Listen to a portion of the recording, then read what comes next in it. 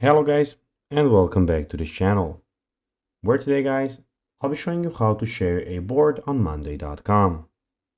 So guys, the first thing that you of course need to do is go to monday.com and you'll be greeted by a screen like this. Now when you did that, you just need to go and log into your profile, or guys, go and register if you already do not have a profile.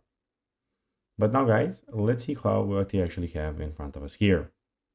So in the top left corner, we have the home button and my work.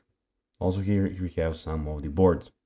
And in the top right corner, we have everything about your profile and all of the options.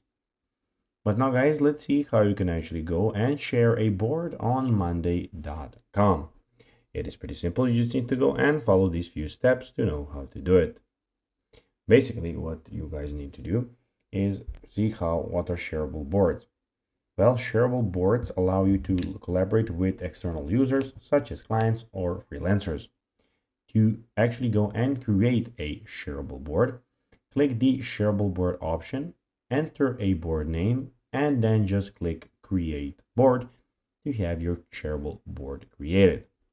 Once the board is created, you can invite external users using their email address.